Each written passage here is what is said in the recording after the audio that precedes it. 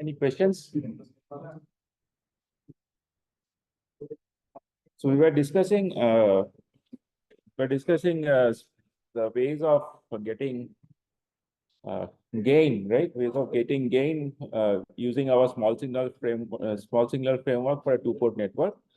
And what we did, we spent the last class in linearizing a nonlinear two-port. So quick recap. So if you have a nonlinear two-port, and we call these ports, the port voltages V1 and V2, and the currents I1 and I2, right? And we use this nonlinear two-port to connect a source and a load. And also we apply a separate DC voltage source, right? We apply a separate DC voltage source because we know that without an additional power supply, you cannot get the additional power that we are looking for. And we also said that if we have to define the current voltage relation of these ports, we define it with some arbitrary nonlinear functions. For example, I1 is F1 of V1, V2, and I2 is F2 of V1, V2. Then after doing a bunch of algebra, we found that this nonlinear two-port can be linearized into a bunch of y-parameter equations. And if we write out the y-parameter equations, this is what we got. Y.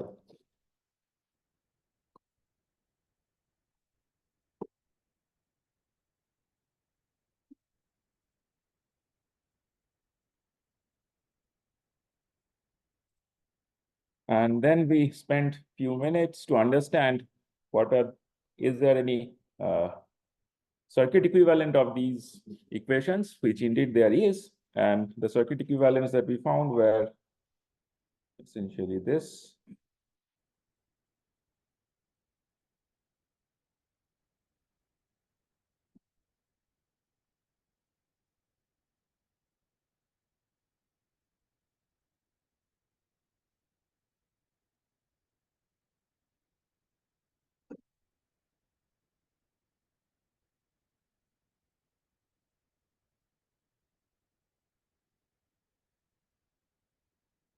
So what was the first, what was this element? Y11, 1 over Y11. I'll simply write Y11 because understandably, when I write a Y, I'm writing conductances. This is Y12, V12, or V2 in this case. This is Y21, V1, and this is Y22, right? Okay. And then in this nonlinear two-port, obviously there is no existence of the VDC because understandably the VDC was used up to get these, to bias this or to set up the operating point of the network. By the way, the operating point is often called biasing point also. So operating point, biasing point, biasing points, these three terms will be used interchangeably. You'll get used to it. And when then we connect the load and the source and the load. The relationship between Vi and V2 will essentially be the gain, the voltage gain that I'm looking for, right?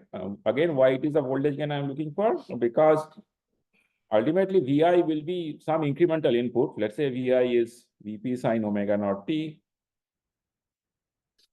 And we'll be expecting an output.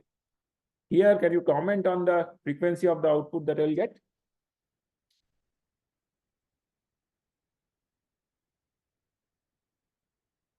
It will be omega naught, right? It's perfectly LTI network. In the incremental sense, it's a perfect LTI network. So the frequency of output that I'll get will also be at omega naught. Maybe there can be some phi But if everything is resistive, there will not be any phase shift. But if there is not, it's not completely resistive, there can be some phase shift. In this case, we have not shown any resistive elements. And we assume that y12, y11, all the y parameters are fully real. So in that case, we are not going to see any phase shift. But you are going to see some. So what can you comment on what will the stuff inside the bracket be? Okay, I am not asking for an algebraic equation at this algebraic format in this moment, but what I'm essentially saying is that will it be some constant factor multiplied with VP? Is VP times something, or will it be something which is also dependent on T? So this stuff, this bracket, and firstly, will it be VPs? Okay, let me start, take a step back. So will the output be VP sin omega naught T? Yes or no?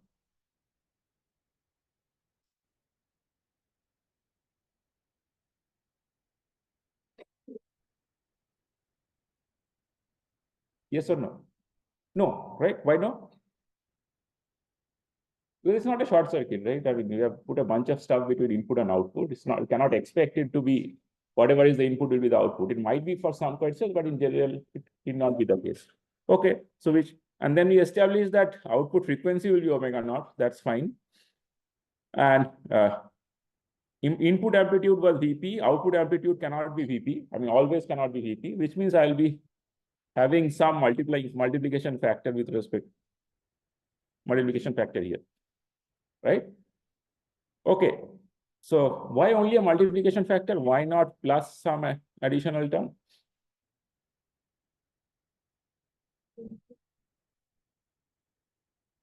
Now come again, I heard something. It's an LTI system. So since the input is at frequency omega naught, output has to be at omega naught. You cannot have anything else. The additional term cannot even be a DC, right? Because you don't have a DC input in this network. So this is the only term that you are going to get. So the amplitude or the multiplying factor on top of VP, the question is, will that be also be a function of time, or it will be independent of time? Independent of time, great. The reason being it's independent of time is, again, it's an LTI system. If you have a time factor there, which means that it's the frequency I mean, if you do an Fourier transform of anything which has some xt times sine omega t, then obviously you will see that it will have frequency components other than omega naught, so which is a violation of our initial assumption. So this can only be a constant factor, right? Independent of t, this factor, whatever it will be, will be independent of t, right? So let's call that factor something AV. You will soon get to know why we call it AV. So as it turns out, now if I take the ratio of the amplitudes of the output and the input voltages, what will I get? I will get AV. That's essentially the voltage gain, right? A stands for amplification, V stands for voltage. So it's essentially the voltage gain. Okay. So the goal is to get the voltage gain higher, as high as possible. Because if I get the voltage gain as high as possible, naturally, since the voltage is dropping across RL, right, we can get high power gain also. Okay, so that's essentially the goal. So now, if that is the goal, obviously we need to figure out what is the transfer function between the input port and the output port, and under the condition that the circuit has been hooked up in this format. Okay, so when we ended the last class, I had asked you to figure out what will be this V2 over Vi or V0 over Vi. Have you done that? If you have not done, can you take 5 minutes and do it? We restart. So how will you proceed?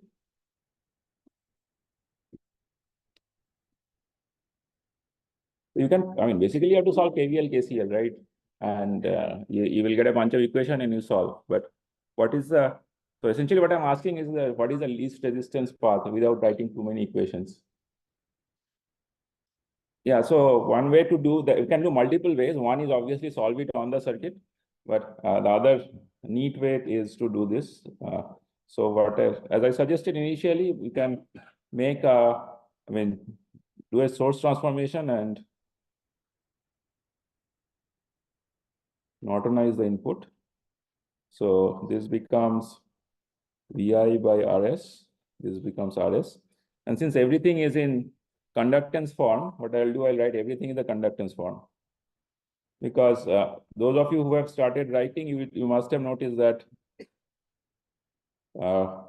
you end up writing VI by R, VI by R, everything, right? So, I mean, it's clunky to write equations when something is in the denominator. So when we tend to use Y parameters, we tend to write everything in terms of conductances so that the currents become voltage times something, not voltage divided by. So that's one of the things that help in minimizing algebraic errors.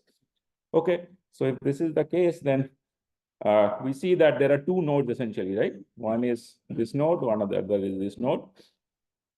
Okay, so if that is the case, we can simply write out the KVL and the KCLs, or rather simply write out the KCLs of these two nodes.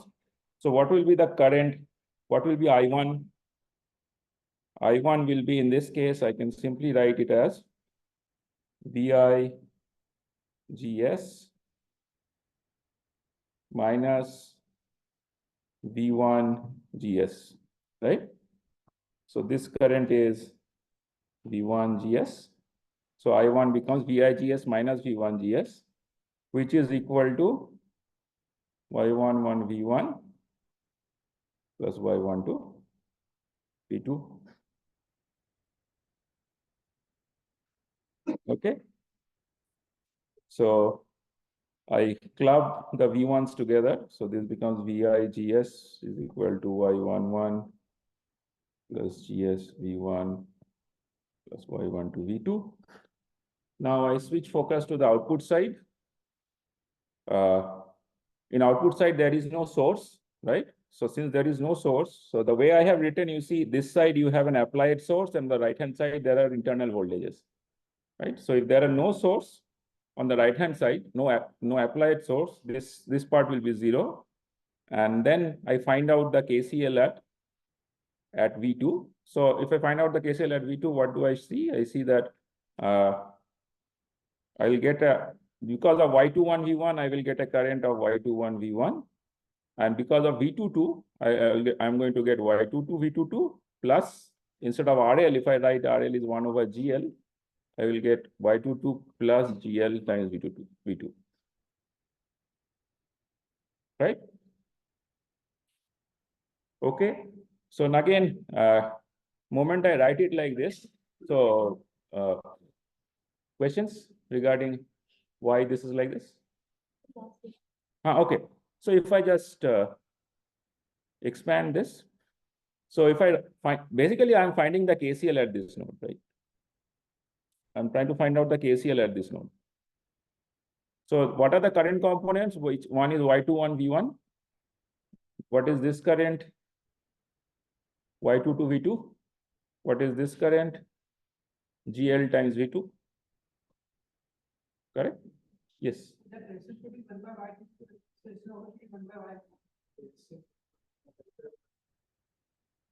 No, I didn't understand. This is Y2. Yeah. So I'm writing in the form of conductance. When I write Y, it's implied that it's a conductance. I'm not writing, I mean, it's just to reduce the clunk, right? Because otherwise it becomes 1 over everywhere. Yeah, so in case some of you are also confused with that, so when I write R, it means resistance. When I write Y, it means conductance. Okay, so it's not as if I am writing Y22 next to a resistance does not mean that the resistance of the value is Y2.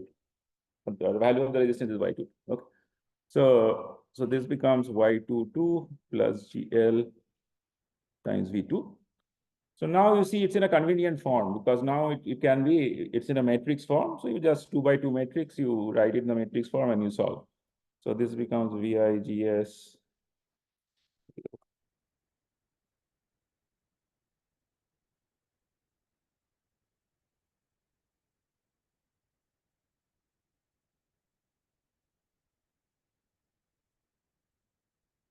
Now, if you remember Cramer's rule, so this will be V2 will be determinant of this guy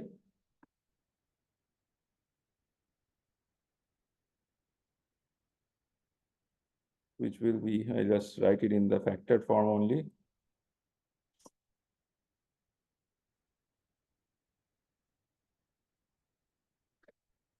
And in the top, we'll have, we're trying to find out V2. So VYGS and 0 will go to the right-hand side column.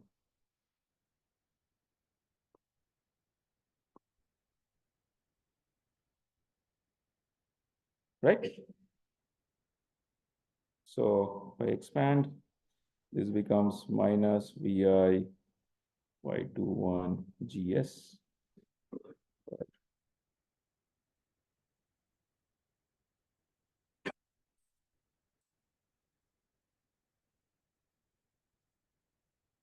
So V2 and V2 over VI, which is the gain that we are looking for, right?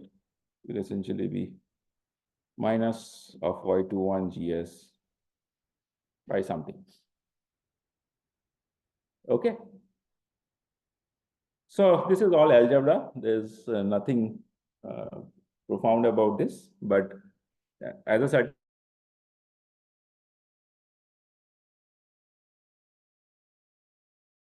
this AV, right? So let me redraw the network.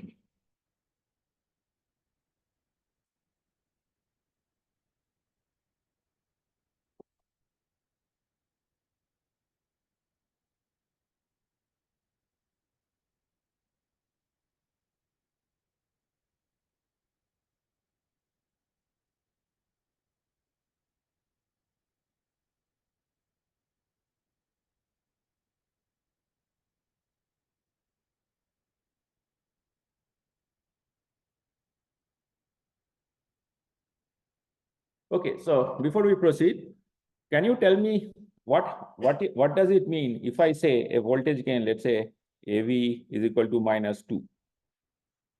It has two components, right? One is 2, one other is a negative sign in front of it. So voltage, I mean, AV of 2 would mean that output voltage is twice that of input voltage, right? So, but we are talking in terms of incremental quantities. We are not talking about absolute voltages, right? In our case, this model is that of a small signal or incremental model, right? So this is essentially saying that any incremental change in the input will get multiplied by a factor of 2 at the output. Does it say anything about the operating point? Let's say I have an input operating point at 1 volt, right? So let's say what I'm essentially saying is, let's say you observe this two-port network, full two-port network, not the non-linear, not the linearized one, this F1, F2 to 4 network. Here you have applied, here your input is, let's say, 1 volt plus 100 millivolt sine omega naught t. Does this AV equal to, let's say, 2 plus 2 does it mean that the output voltage will be 2 volt plus 200 millivolt sine omega naught t? No. Why not? Yeah, right. So here when I wrote this, I'm assuming that the voltage gain, the DC bias is also getting amplified. But that's not the case, right? The incremental quantities are getting amplified. The DC bias will be set by whatever, however the circuit has been hooked up, wherever the battery is connected, and so on. So DC bias can be anything. So that you have to evaluate separately. So it will be V output or V2Q. Output will be V2Q plus the incremental voltage, and the AV equal to 2 means the incremental stuff has gotten multiplied by a factor of 2. Okay. Okay. So that is an important distinction. Now, if I tell you, yes. You mean by the incremental stuff, like if you are applying 100 millivolts here at the initial basis, like incremental means what you have applied apart from the originally you were applying some voltage and you added some extra voltage. You are saying that gonna be amplified or the whole voltage gonna be amplified? Yes, that's exactly what I am trying to get to. Right. His question is very valid. Whatever he's asking is that we have applied initially some voltage to set up the biasing points, operating points. On top of that, we are applying something. Is it that on top of that, whatever we are applying is going to get amplified, or the entire stuff is going to get amplified? Is that your question? Yes. So answer to that is the only that on top extra, that increment is going to get amplified, because what are we doing here? All these parameters, right? Y11, Y12, all these are incremental parameters. They are only telling us how the network will behave if there is a change in voltage, right? They are the coefficients of delta V, delta V1, delta V2, right? In the incremental model, they are the coefficients of delta V1, delta V2. That's how we came to this incremental Y parameter. So anything that you get by analyzing this network will correspond to increment. It will not give you the information of operating point. Okay. Yes. Yes. Let's say I gave you 1 volt. That is how it is biased. 1 volt will not get amplified. It can have some separate, right? I don't know. It's not necessary that the input port voltage, operating voltage, point voltage be same as the output port operating voltage. It need not be the same. I mean, you have to evaluate the entire network with the full nonlinear equations to figure out what it will be, but it need not be same, right? So need not be same is the operative word here, right? So it might be same, it might not be same, but they will not be related with the factor of AB. That's all I mean. Yeah. Additional voltage, like yes, correct. Yes, perfect. Okay, fine. So now tell me, this is when I write AV equal to 2. This is what it means. If I write AV equal to -2, what does it mean? Now, can you tell me if AV equal to -2, how will this change? -200, right? So that's all that will change. So it does not mean that the gain has reduced. It does not mean that the entire voltage has flipped. It only means that you have one way to think of it, there is a 180-degree phase shift between the increments of the input and the output, right? So essentially the incremental part is going out of phase with respect to the input. Nothing else has changed, right? So these are some of the pitfalls sometimes when students are starting off with small signal analysis, have some trouble, but all of you guys don't. That's good.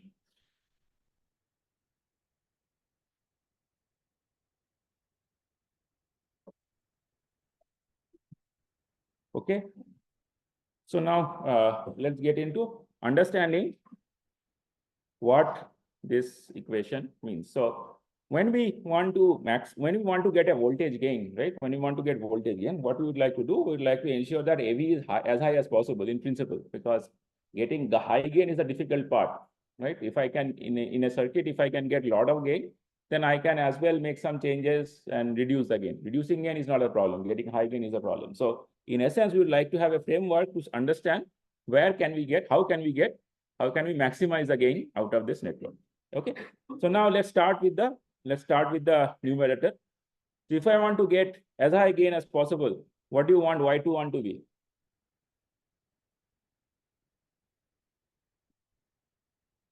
The goal is to get AV to be as high as possible. Okay. So can you comment on what Y21 should be? Looking at the numerator, it seems like it should be as high as possible, right? But in the denominator, there seems to be something dicey that is happening, right? You have something minus something, which means the denominator can go to 0. If the denominator goes to 0, then in principle, I'm getting infinite gain, right? That seems to be also a feasible solution. So now that is slightly tricky. So let me address that first. So I'll address that with an analogy, right? So because the circuit intuition of this will come much later in this course, let me try to address it with an analogy. So let's say, let's take the example of this PA system that I'm using to conduct this class. So I am standing here, shouting, and there is a microphone, and it is getting converted. There is a sensor, obviously, but then you have a sensor interface. Then it is getting converted into electrical signals, right? It is getting amplified. And again, it is getting actuated. And then it is going to a speaker. And you guys are listening to this, hopefully. Right? So now this you can model it as, even though this is not a completely electrical system, it's an electroacoustic system. So, but nevertheless, you can model this as some sort of incremental network where the sound waves that is going in is the input, sound waves that are coming out as the output, right? And here you are getting some gain. This entire block is giving you some gain.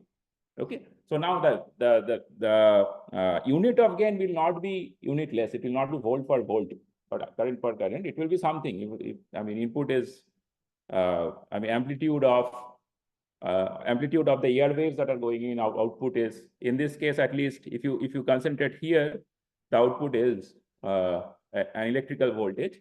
So your amplitude might be different, but essentially the sense of whatever we are discussing is still the same.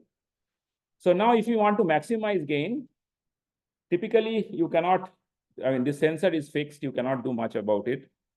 I should club this IVA together because that essentially everything is electrical.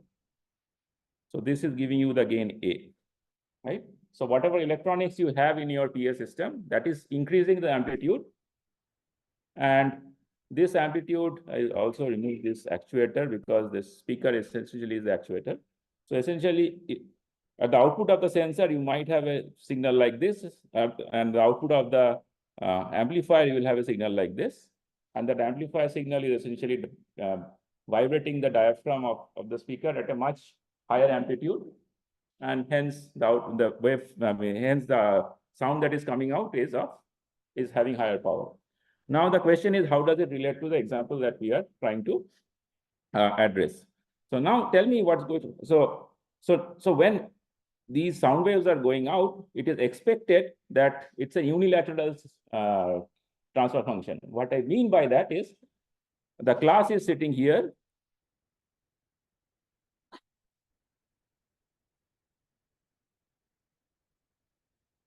Right? And this is whatever I am speaking is going into through the PA system to your ears. It is in that statement, what I am neglecting is some part of this is coming back also. Right? Not the entire part, some part of whatever is getting spoken is coming back to the input of the sensor. Correct? So whatever is getting transferred from the loudspeakers are also coming back. So have you seen this effect? That can you tell me what's going to happen? Now the loudspeaker and I are separated. What is going to happen if I go close? Pardon? It will make a weird sound, right? If you want, I can show it to you also. But I'm sure you have seen this multiple times. So what do you think is happening? Right. There is a feedback that is happening, right? So what is happening essentially is you have an input. This input, after it amplified, comes here. Some part of it gets fed back. And if whatever is fed back is exactly of the same frequency and amplitude of whatever I am speaking with, then the speaker is not necessary anymore. Right? It becomes a self-sustaining loop. Right? So that's what is a shrill sound that you hear. Now, at what frequency that is going to happen, it's a function of how the system has been built. But it's a property of a system. When I say system, I essentially mean the entire room, including you, me, everything, because I have to go certain distance, within a certain distance of the speaker in order to trigger this effect. Right? In a different room, I probably need to go to a different distance. Because why? Because ultimately it depends on how much is what fraction of the output power is coming back to the input. To make this condition happen, that the input and the output to the sensor and the output to the feedback part are identical. Okay. So now, why am I saying all these things? Because ultimately, this is an issue with any feedback system.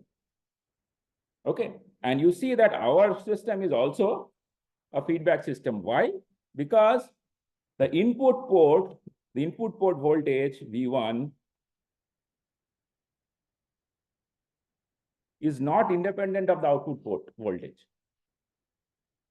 Right? And what is that dependency? The dependency comes because of this. Okay. So because there is some fraction of the output voltage that is coming back to the input voltage, you can have a situation, I'm not saying you will, I'm saying you can have a situation where you can have self-sustaining oscillations. And this is something that is not desirable in an amplifier. You don't want the amplifier to dance without any input, right? So you want to ensure that this condition never appears, because you don't know how the user is going to use your amplifier. You make it, you send it off to the market, the user is going to use the amplifier in any ways. I mean, when you put it on a board, you don't know how close the input and the output terminals are. You don't know the user is using it in such a way that the input and output terminals are coupled in certain ways, right? So you have to ensure that when you are making a reliable amplifier, there is no effect of the output voltage on the input port. Otherwise, you stand the chance of getting oscillations. Okay. So if you have to ensure that, or if you have to minimize that, as it turns out, you cannot ensure it, you cannot guarantee it for all conditions, but at least if you can minimize it, if everything is in your control and you want to minimize it, what is your wish list for this amplifier? What is the easiest way to ensure that no part of the output comes to the input? If you can curate all these Y parameters yourself, right? You have, let's say you are playing God, you can set up any of these Y parameters as you wish. So what would you want to curate? What would you want to change in order to ensure that no part of the output comes back to the input? You would like to set Y12 to be equal to 0, right? Otherwise, there can be an issue. Correct? Okay, fine. So if we want to set, so let's write that down. So Y12 should tend to 0 to avoid unnecessary oscillation or even unwanted oscillations. Okay. So if Y12 we set to 0, then naturally you see that this term becomes irrelevant in the denominator. Right? So if that term becomes irrelevant in the denominator, life becomes much simpler in terms of what we need. So if that becomes 0, so our AV becomes minus Y21 GS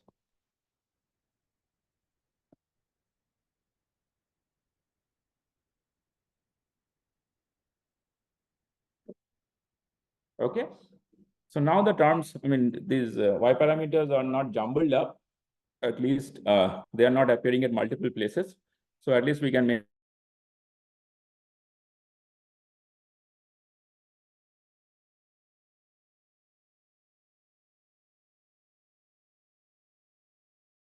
I expect Y21 to be very high, right?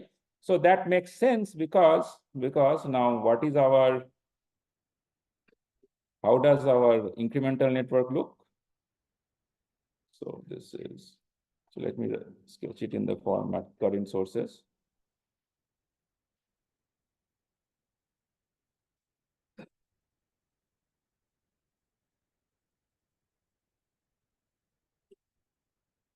So this guy is no longer there.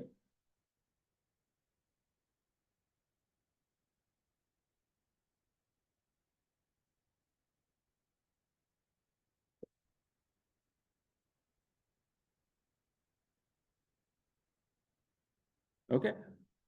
So now you see that the transfer, I mean, we got rid of the control source, which was feeding the output to the input. But we still have this control source, which is coupling the input to the output, right? And that we need, because without that, the output will be 0 essentially, right? There will be some way of passing the information from the input to the output, and the input is getting passed through this control source, through this voltage control source, right? Without that voltage control source, we will not be getting any output proportional to the input, right? So that's good. Now, if we want to get large current, if we want to get large voltage gain, naturally it makes sense to ensure that Y21 is as high as possible, right? If Y21 is infinite, for example, if we can make Y21 to be infinite, then looks like we can get very large voltage gain, right? So not only using equations, but using looking into the circuit also, it seems like that is a good thing to do, right? Okay, so we should also try to ensure that Y21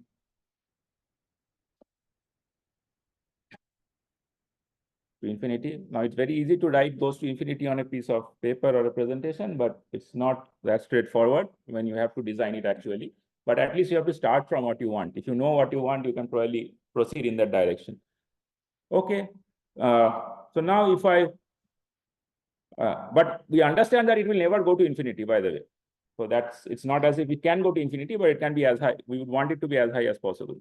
Okay. So now can you comment on, let's say, what is the wish list on Y22?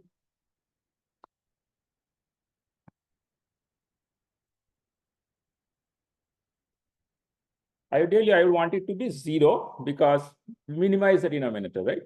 If we can minimize the denominator, then it makes sense. It can maximize AV. So Y22 to tend to 0. So Y22 tend to 0 means, I mean, what does it mean actually in physical sense? Y2 to 0 means what is happening to the impedance? Impedance is infinite, which means it's an open circuit, not a short circuit, right? So there's some tweak required, so you can start getting familiarized with this. So yeah, so there was a comment here I didn't hear. Did I miss a comment? Something was okay. Okay, so from the equation, from this equation, it seems like Y22 tending to 0 is a good thing. That's good, but we also like to again go back to the circuit and figure out why it's a good thing, right? So why is it a good thing? There are two ways of thinking about it. One is to say that this current is this current that is coming out, this Y21 V1, is this current dependent on output voltage? No, right? It's a control source, so the control terminal is somewhere else, which essentially means that it doesn't depend on Y22 and GL. I can do whatever to Y22 and GL, that current is not going to change, right? For the purpose. So now, if I have to get large voltage gain, all I have to ensure is that this current goes into a large resistor, right? If a current is fixed, I push it to a large resistor, I'm going to get a lot of swing. If I push it to a smaller resistor, I'm going to get lesser swing. So it is essential to get, in order to get high voltage gain, to ensure that the resistance looking this side,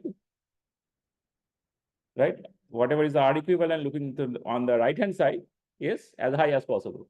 Now, what is this Y22 doing? The Y22 is reducing that, right? It's coming in parallel to GL, right? In terms, if you want to think about in terms of resistances, this output impedance or 1 over Y22 is coming in parallel with RL, which means this R equivalent, whatever I have shown, is tending to drop, right? So we don't want that, because ultimately, for whatever the reasons I said, you want the output to be swinging at as high an amplitude as you possibly can. So which essentially means that we would want Y22 to be 0, right? So even more intuitive way of thinking about it is, so if I say there is some current that is going in this side, negative current, but still it's going in that direction. This current is getting divided between, once the current comes at this node, it has to make a decision, right? It has to go either this way or this way, or if it goes both ways, it has to allocate appropriate amount of current to either of these branches. So now, if I want high voltage gain, I would want all this current to go into GL and nothing to into this Y22.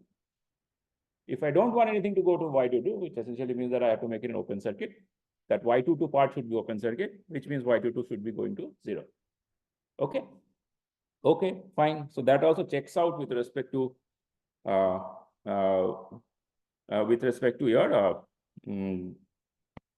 circuit picture. Fine. So now the only thing that is remaining is Y11.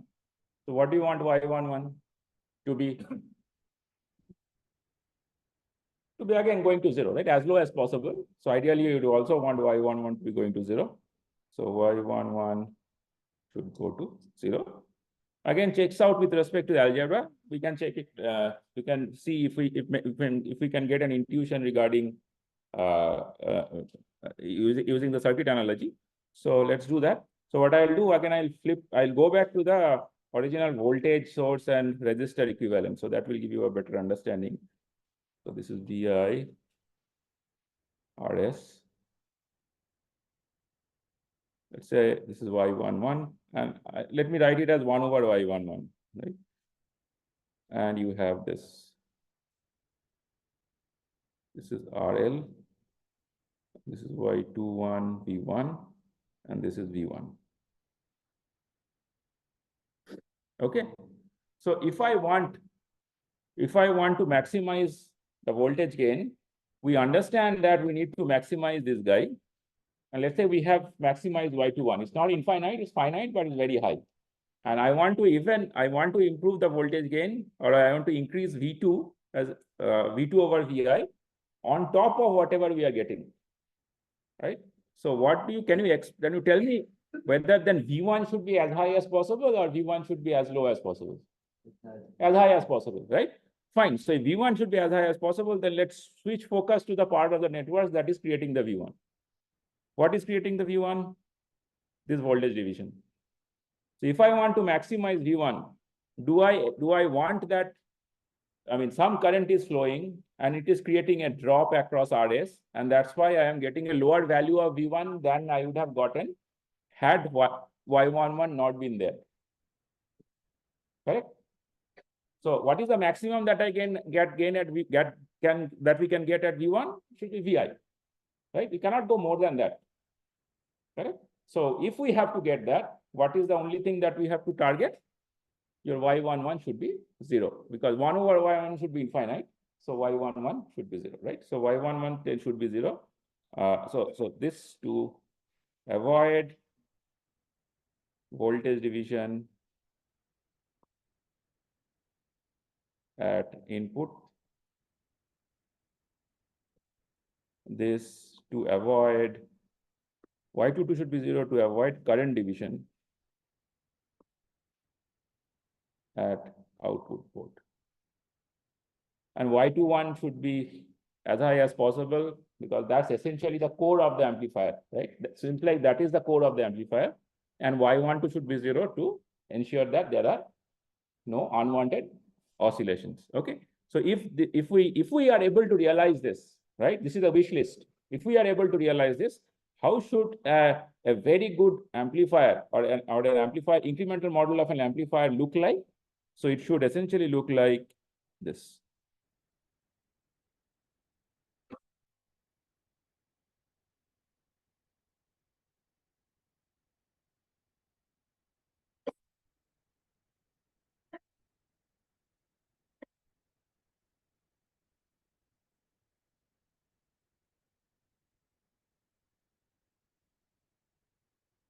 That's all.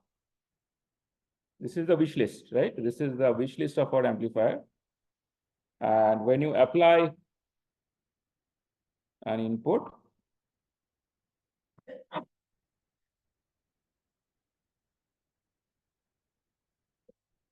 and take the output across RL,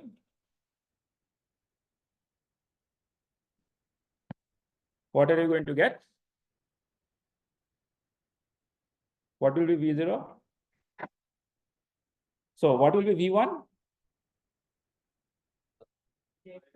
V1 will be VI. So this current will be Y21 times VI. This current is flowing out of RL. So what will be V0? Y21 VI into RL. Sign will be plus or minus? Minus, because you're pulling out current, right? Incrementally, you're pulling out current. So this will be minus. So V0 over VI will essentially be minus Y21 times RL, right? So essentially this becomes your the input-output relationship of in an ideal scenario, right? This is everything is incremental, right? So everything is incremental. Okay. So now, as you can see, that the power of small signal analysis, right? We started off with a generic nonlinear network, right? We don't know what type of nonlinearity that might have, but if we have to get amplification, right? So we have to ensure that whatever the transfer function that we have, whatever the nonlinearity should have that we have, should have an incremental equivalent like this. Not any nonlinearity will be able to give you amplification. But if you get a nonlinearity, or if you can curate a nonlinearity which is an incremental equivalent like this, or at least similar to this, you can hope to use it as use that element as an amplifier, or that device as an amplifier, right? So we will see that. We'll see that we have few categories of devices, and you already have used some of them and studied some of them in ESC 201, for example, BJTs, MOSFETs, and so on. So you will see that all of them have this one common thread.